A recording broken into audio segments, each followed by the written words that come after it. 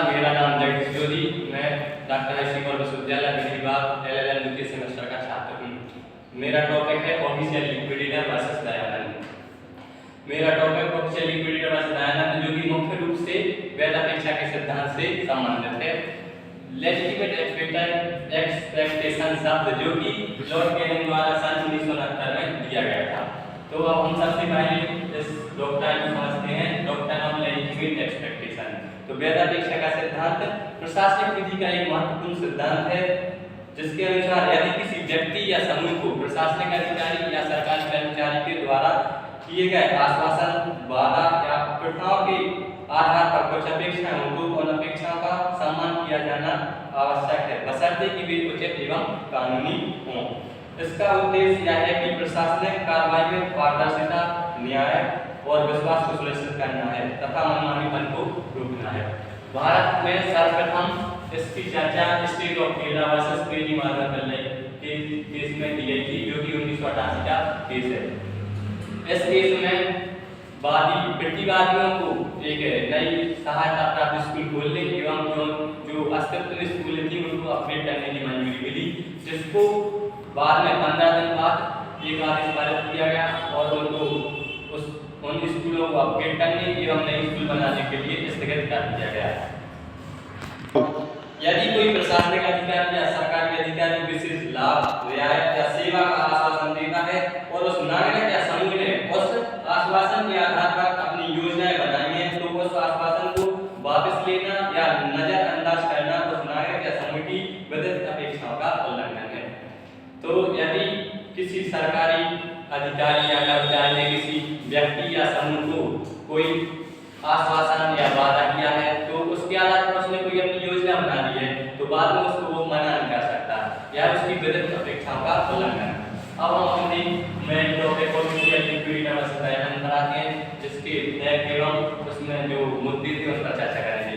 तो इसमें प्रमुख मुद्दे ये थे कि इसमें एक कंपनी का समापन किया गया था, जिसमें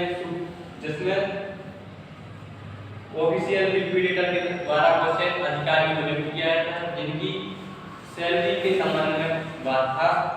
कंपनी अधिनियम 1956 के तहत कंपनी बंद होती है तो उसे समाप्त करने और उसकी संपत्ति का निराकरण करने के लिए ऑफिशियल लिक्विडेटर नियुक्त किया जाता है। इस मामले में ऑफिशियल लिक्विडेटर ने कुछ कर्मचारियों को उनकी देय राशि का भुगतान करने के लिए अदालत से अनुमति मांगी थी। इसमें दो प्रमुख मुद्दे थे कि ऑफिशियल लिक्विडेटर को कर्मचारियों को उनकी देय राशि भुगतान करने का अधिकार है या नहीं है, और दूसरा था कर्मचारियों को उनकी बकाया राशि प्राप्त करने का अधिकार है या नहीं। तो इस केस में सुप्रीम कोर्ट ने कहा कि ऑफिशियल लिक्विडेटर को अधिकार है बशर्ते वह कंपनी अधिनियम के अंतर्गत उचित हो, और दूसरा कहा कि कर्मचारियों का बकाया राशि देना एक प्राथमिक कर्तव्य है जो कि कंपनी की संपत्ति पर प्राथमिक तौर पर दायी। इस निर्णय से स्पष्ट किया कि कंपनी के परिचालन के दौरान कर्मचारियों के अधिकारों की रक्षा करना व उसकी देय राशि की प्राथमिक रूप से भुगतान करना आवश्यक है। इस निर्णय से परिचालन के मामलों में स्पष्टता आई और कर्मचारियों के हितों की सुरक्षा को महत्व दिया गया। State of Kerala versus crazy Morgan Pillai के केस में ये हुआ था कि जो उन्होंने पहले मंजूरी दे दी और बाद में उसको रोक दिया, तो इसमें नेचुरल जस्टिस के सिद्धांत का हनन माना गया, और उसमें क्योंकि मंजूरी दी गई थी तो उन्होंने अपनी एक विधिक अपेक्षा बना ली थी कि वो अब स्कूल बनाएंगे और उनको अपग्रेड करेंगे, तो यह उनकी विधिक अपेक्षा का उल्लंघन था। तो मतलब वैध अपेक्षा का सिद्धांत यही है कि यदि किसी सरकारी कर्मचारी या प्रशासनिक अधिकारी ने किसी व्यक्ति या समूह को अपना कोई आश्वासन दिया या वादा कर दिया है, उसके आधार पर उसने कोई योजना बना ली है, तो फिर उसका उल्लंघन नहीं किया जाना चाहिए, क्योंकि यह उसकी वैध अपेक्षा का उल्लंघन है।